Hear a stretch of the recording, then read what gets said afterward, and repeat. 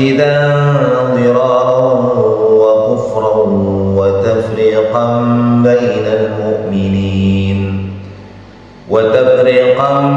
بين المؤمنين وإرصادا لمن حارب الله ورسوله من قبل وليحلفن إن أردنا إلا الحسنى والله يشهد إنهم لكاذبون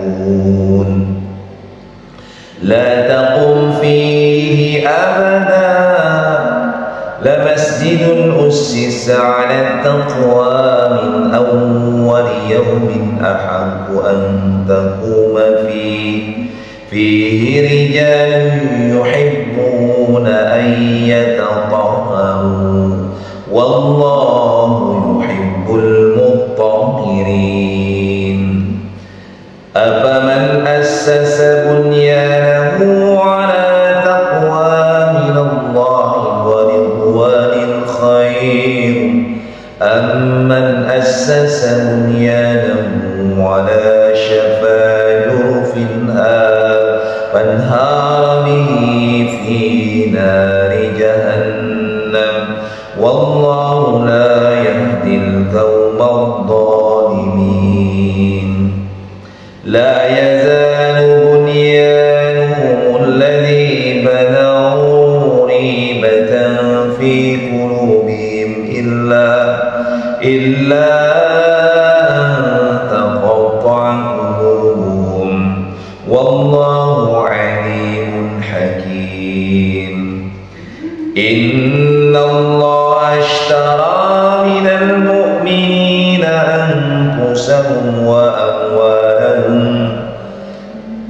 إن الله اشترى من المؤمنين أنفسهم وأموالهم بأن لهم الجنة يقاتلون في سبيل الله فيقتلون ويقتلون وعدا عليه حقا في التوراة والإنجيل والقرآن ومن أوفى بعهده من الله فاستبشروا ببيعكم الذي بايعتم به وذلك هو الفوز العظيم صدق الله العظيم والذين اتخذوا مسجدا ضرارا وكفرا وتفريقا بين المؤمنين وإرصادا لمن حارب الله ورسوله من قبل. Dan di antara orang-orang munafik itu ya ada yang mendirikan masjid untuk menimbulkan bencana pada orang-orang yang beriman. Jadi mereka membangun masjid dalam rangka menimbulkan bencana. Nah, orang ini dijelaskan nanti ya, kita lanjutkan dulu. Kemudian untuk kekafiran, jadi niatnya itu menimbulkan bencana, kekafiran atau mengkafirkan orang atau melakukan perbuatan kafir, dan untuk memecah belah di antara orang-orang yang beriman. Jadi yang pertama niatnya mendirikan masjid untuk menimbulkan bencana bagi orang beriman, kemudian membuat agar orang beriman menjadi kafir. Yang ketiga rencananya adalah agar orang beriman terpecah belah, serta untuk menunggu kedatangan orang-orang yang telah memerangi Allah dan Rasulnya sejak dahulu.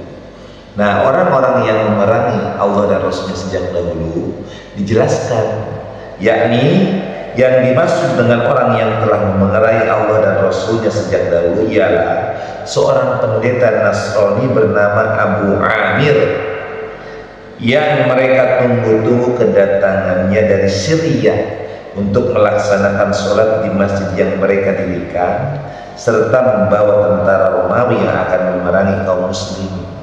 Tetapi Abu Amir tidak jadi datang karena ia mati di Syria, dan masjid yang didirikan kaum munafik itu diruntuhkan atas perintah Rasulullah SAW berkenaan dengan wahyu yang diterimanya setelah kembali dari perang Tabuk. Nah ini nih, jadi ketika terjadi perang Tabuk atau sebelum terjadi perang Tabuk, jadi ternyata Rasulullah kaum muslimin itu memiliki musuh seorang pendeta. Nah ini seorang pendeta dari golongan Nasrani. Jadi ternyata pendeta Nasrani juga ada. Nah yang bernama Abu Amir. Abu Amir ini sangat membenci Rasulullah. Nah orang munafik yang agamanya Islam, ya orang munafik itu agamanya Islam. Jadi kan Madinah itu kan perang Tabuk ini terjadi kurang lebih 3 atau 4 tahun setelah hijrah. Jadi kaum muslimin itu sudah kuat, maka banyak yang masuk Islam. Di Madinah itu banyak yang masuk Islam itu. Tetapi masuk Islam mereka itu tidak berdasarkan iman, tapi dalam rangka mengamankan nyawa dan hartanya. Nah orang munafik ini mereka sengaja mendirikan masjid. Kalau masjid di Madinah kan namanya Masjid Nabawi. Nah mereka di wilayahnya mendirikan masjid, bukan di Madinah tentunya ya, ingat bukan di Masjid Madinah, tapi di daerah Tabuk, di sekitar Tabuk. Jadi daerah dari Madinah ke Tabuk itu sekarang namanya kota Tabuk. Kota Tabuk cukup jauh. Nah mereka mendirikan masjid. Yang niat mendirikan masjidnya itu bukan untuk takwa, bukan untuk ibadah ketaatan kepada Allah, tetapi niat mendirikan masjid adalah untuk apa? Menimbulkan bencana, menimbulkan fitnah. Kemudian niatnya membuat orang menjadi kafir, dan niatnya adalah untuk memecah belah umat atau kaum muslimin saat itu. Dan yang keempat, niatnya adalah mereka menunggu-nunggu kedatangan orang yang memusuhi Rasulullah. Jadi sengaja tuh. Jadi ada pendeta di Syria atau Suriah sekarang, itu pendeta Nasrani ini akan datang dalam rangka memimpin mereka sholat. Gitu. Jadi sholatnya bukan sholat seperti kita. Orang Nasrani juga kan sholat, melaksanakan ibadah. Kristen itu kan melaksanakan kebaktian. Mereka kan sholat juga. Karena Nasrani itu kan pada dasarnya adalah umat Nabi Isa alaihissalam, yang mereka juga sholat. Jadi nabi-nabi itu mengajarkan sholat kepada umatnya.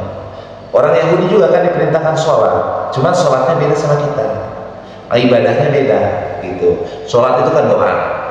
Nah tetapi kemudian Abu Amir mati di Suriah, dan tentara Romawi kemudian dapat dihalau oleh Rasulullah dalam perang Tabuk itu kan. Nah itu jadi dan di antara orang munafik itu ada yang mendirikan masjid untuk menimbulkan bencana, untuk kekafiran, dan untuk menimbulkan perpecahan di antara kaum muslimin. Dan mereka menunggu-nunggu kedatangan seorang yang sangat membenci Allah dan Rasulullah, ya, yang sangat membenci semenjak dahulu. Kemudian wala yahlifunna in aradana illal husna. Mereka dengan pasti bersumpah, kami hanyalah menghendaki kebaikan. Jadi ketika ditanya, kamu ngapain di masjid? Kami mendirikan untuk kebaikan. Ini banyak nih orang mendirikan masjid kan, tapi masjidnya ternyata dipakai nggak benar. Ya kan, dipakai untuk memecah belah. Kayak begini contohnya nih. Sebenarnya masjid itu kan idealnya hanya berdiri satu RW saja. Ya, kayak misalnya RW 16, RW 9 ya, 19 kan. Maka sebenarnya cukup satu RW satu masjid. Jangan banyak masjid. Kenapa? Agar kemudian kalau satu masjid didirikan, maka kita bisa memakmurkan masyarakatnya. Kan satu RW itu ada misalnya 16 RT lah gitu, kalau yang agak besar ya, ada 16 RT. Maka masyarakatnya bisa beribadah ke satu masjid ini. Jangan di sini masjid, sana masjid, musola. Akhirnya kan manusia terpecah-pecah.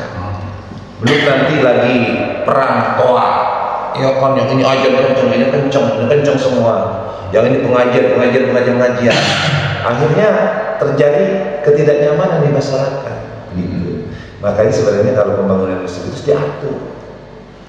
Jangan orang berlomba-lomba membangun masjid. Kalau musola mungkin bolehlah. Musola itu kan hanya kecil-kecilan gitu. Tapi kalau masjid, kalau musola kan bisa di rumah, kan kecil kan. Kita punya musola ruangan sholat. Musola itu dengan mihrab gitu.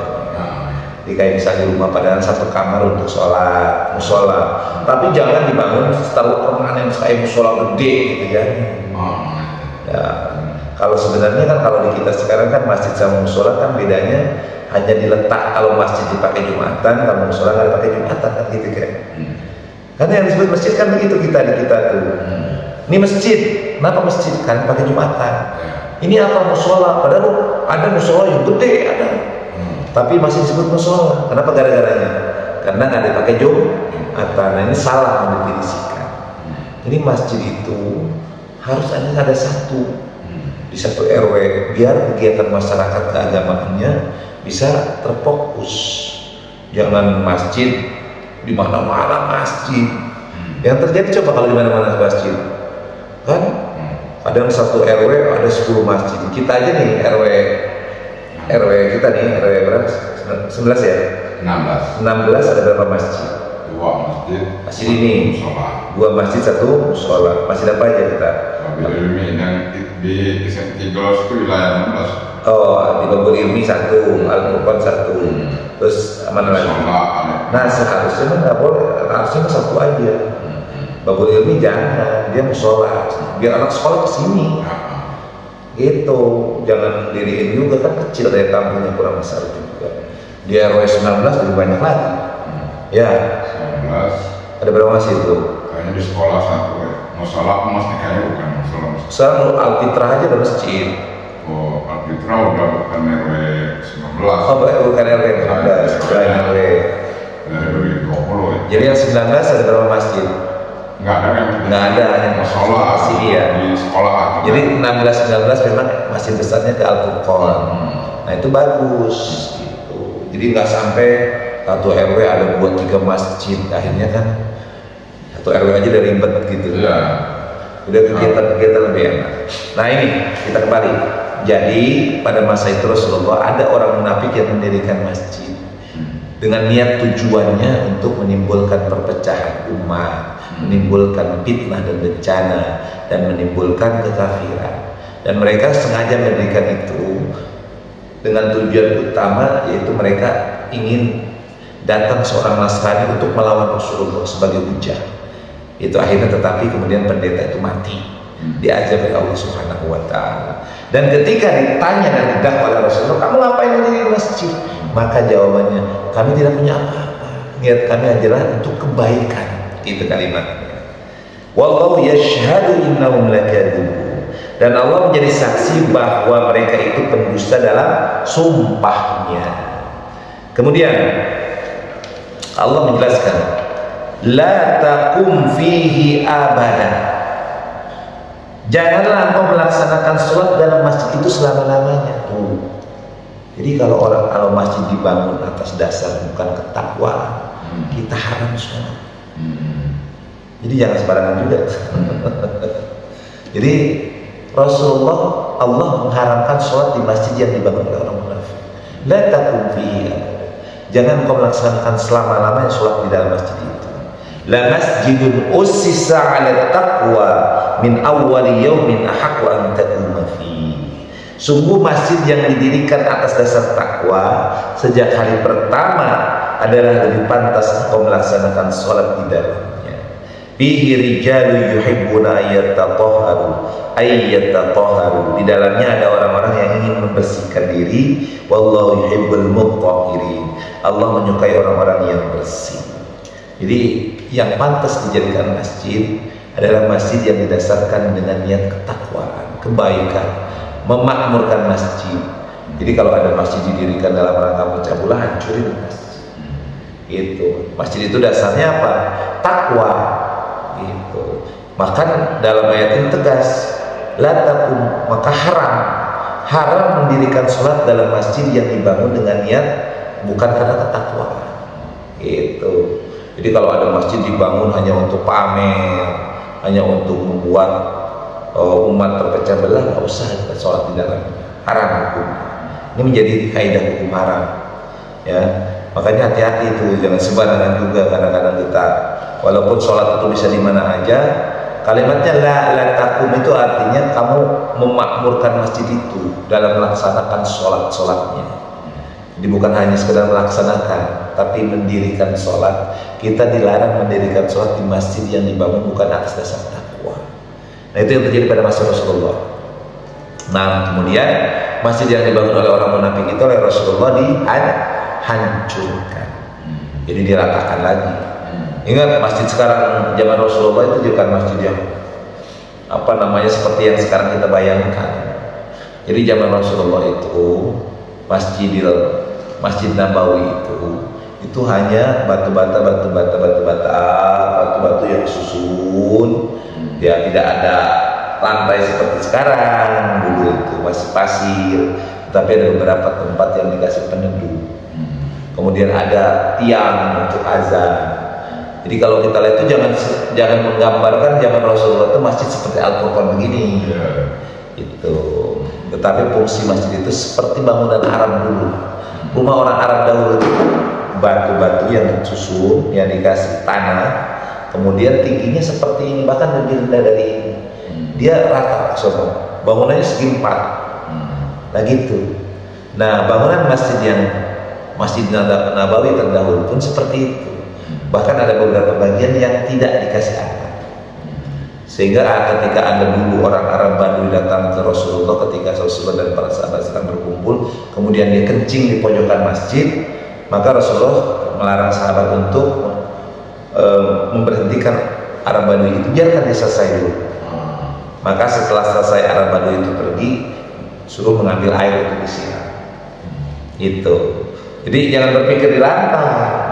Orang Arab Badui itu kencingnya di pojokan masjid, di dinding, tapi bawahnya tanah pasir. Sehingga ketika disiram, air kencingnya bersih, karena kan terserap oleh air pasir. Maka cukup dengan sekali 1 ember udah bersih. Tapi kalau kita di sini ada orang kencing, ya nggak bisa juga disiram 1 ember, ya kan? Harus dipel, dibersihkan. Gitu. Jadi kita tuh harus tahu sejarah. Jangan berpikir masjid zaman dahulu seperti sekarang gitu. Beda.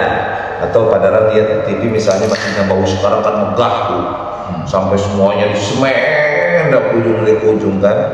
Kita masuk aja di semen semua. Nggak, dulu tuh nggak begitu. Beda. Ya.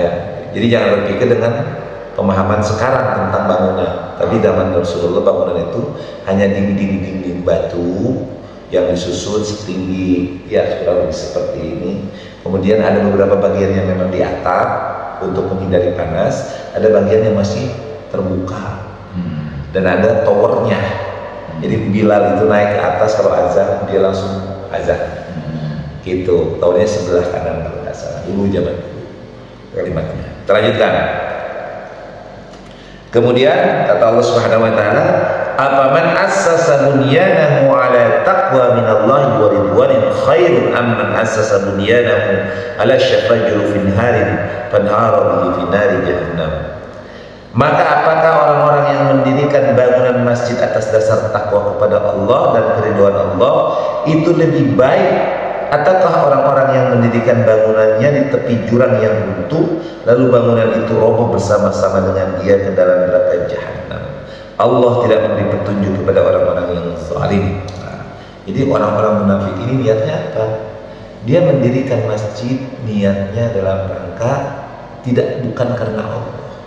Nih, makanya saya bilang kemarin kalau kita mendapatkan sumbangan untuk pembangunan masjid, kalau bisa janganlah diterima dari orang-orang kafir itu untuk bangun masjid. Kenapa? Karena nggak berkah. Lebih baik membangun masjid itu adalah dari hasil keringat kita kaum muslimin. Jadi jangan untuk bangun masjid kita minta-minta sama orang kafir. Ya, ini penting. Kenapa? Karena bangunan masjid yang didirikan atas dasar bukan karena kebaikan ketakwaan itu diibaratkan oleh Allah Subhanahu wa taala seperti orang yang membangun bangunan di tepi jurang.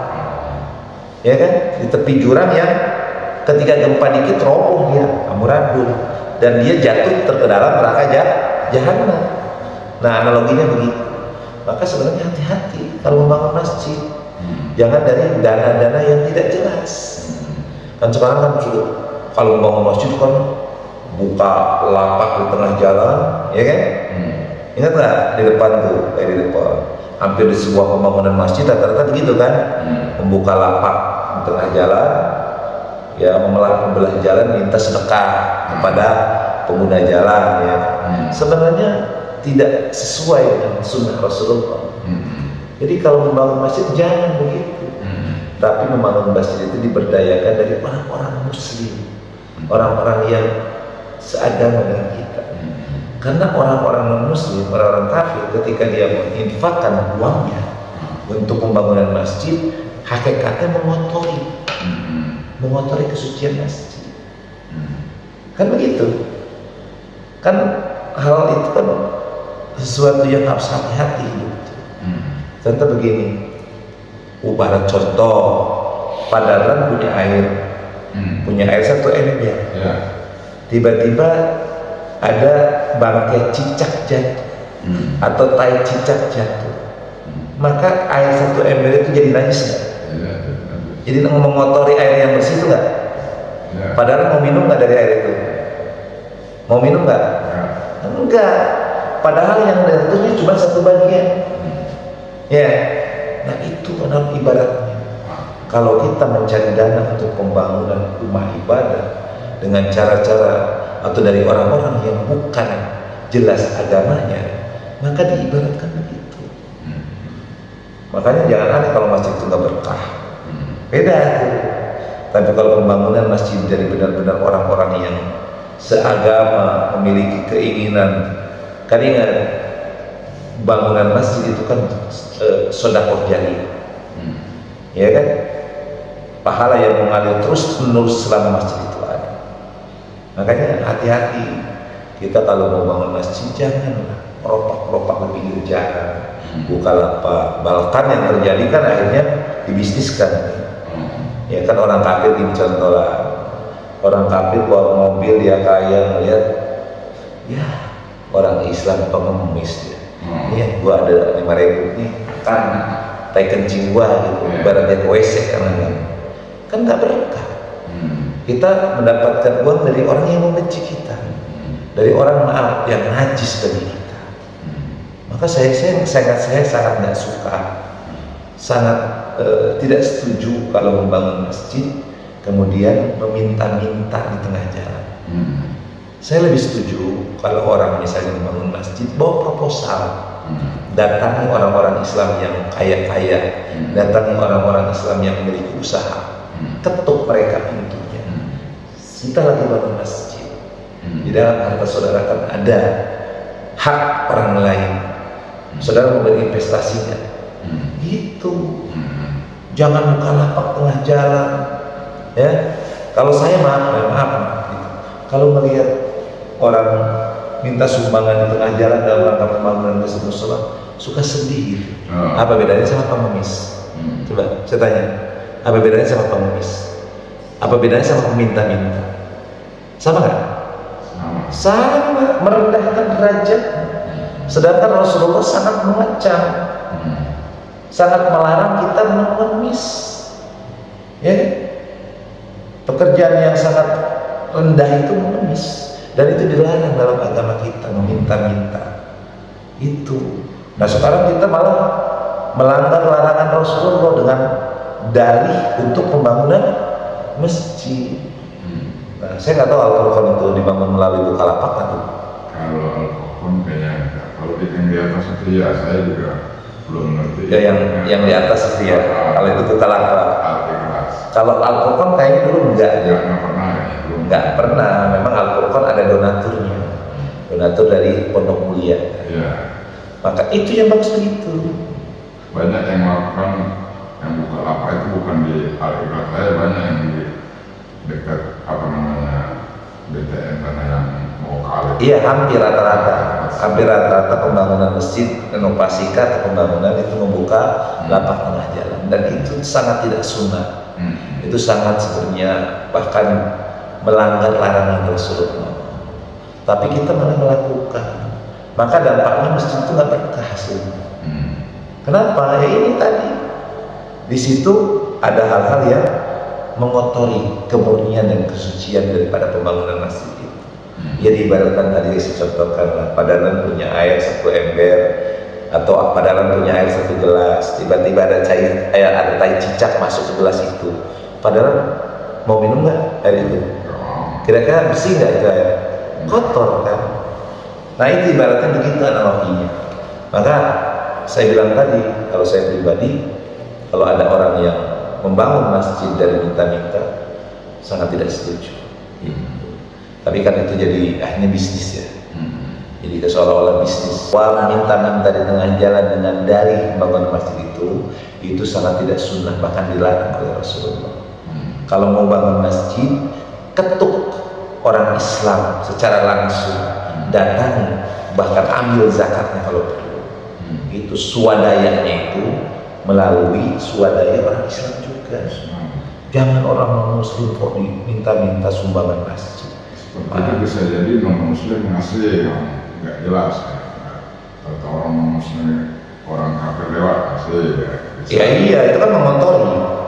Ya kan mengotori tetap. Orang membangun masjid kok dari orang yang bukan tentu orang itu.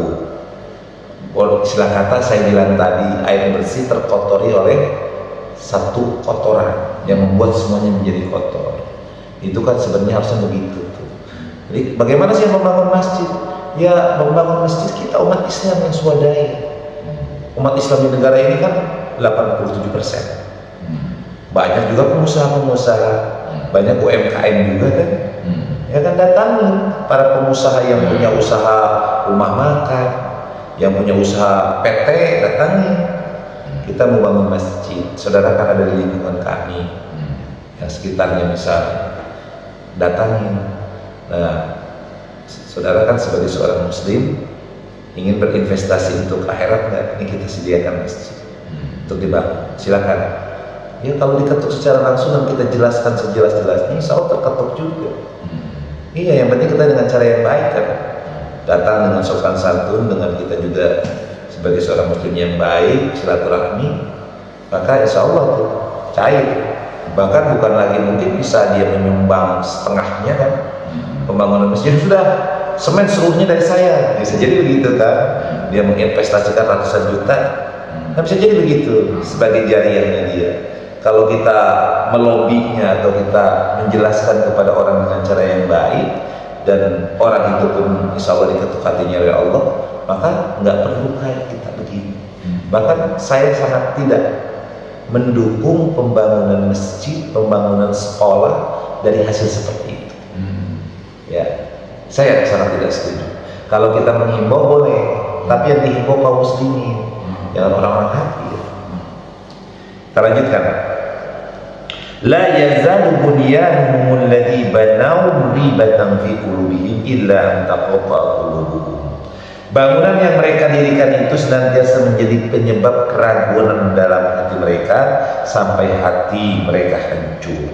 Dan Allah Maha mengetahui lagi Maha bijaksana. Jadi orang yang membangun masjid bukan karena dasar takwa, ini justru membuat hatinya menjadi semakin kotor. Semakin dia tidak mau bertobat, karena niatnya semakin ingin menghancurkan umat. Kan masjid itu bisa diartikan dengan berbagai macam, bisa lembaga yayasan, sekolah, pesantren, bisa juga dalam artian masjid sesungguhnya. Jadi membangun tempat-tempat ibadah kaum muslimin yang bernama masjid itu dasarnya harus takwa. Maka mengisinya pun harus berisi dengan nilai-nilai ketakwaan, bukan untuk memecah belah umat, bukan. Kayak kita Masjid Al-Furqan, maka kegiatan-kegiatan yang ada di Al-Furqan itu harus mampu mengakomodir seluruh apa yang dibutuhkan oleh kaum muslimin yang ada di wilayah kita. Itu jangan untuk memecah, nggak boleh. Kayak misalnya pengajian, maka pengajian itu harus mampu mempersatukan perbedaan yang ada di kampung kita, di wilayah kita. Jangan pengajian muncul untuk membuat ribut. Itu kalimatnya begitu. Kemudian lanjutkan terakhir ayat yang ke-111. Innallaha ashtara minal mu'minina anfusahum wa amwalahum bi anna lahumul jannah. Sesungguhnya Allah membeli dari orang-orang mukmin baik diri maupun harta mereka dengan memberikan surga untuk mereka. Mereka berperang di jalan Allah sehingga mereka membunuh atau terbunuh sebagai janji yang benar dari Allah di dalam Taurat, Injil dan Al-Quran. Dan siapakah yang lebih menepati janjinya selain Allah, maka bergembiralah dengan jual beli yang telah kamu lakukan itu, dan demikianlah itu kemenangan yang agung. Jadi ini, ketika seseorang menginfakkan harta, ketika seseorang mengabdikan atau mengkhidmatkan dirinya untuk perjuangan Islam, maka hakikatnya saat itu sedang berniaga dengan Allah. Jadi orang yang berjihad dengan diri, dengan harta, dia hakikatnya menjual dirinya kepada Allah. Artinya apa? Dia memasrahkan jiwa raganya kepada Allah dengan keinginan bahwa seandainya saya membunuh atau terbunuh, maka apa yang saya lakukan ini akan mendapatkan balasan dari Allah. Apa? Surga.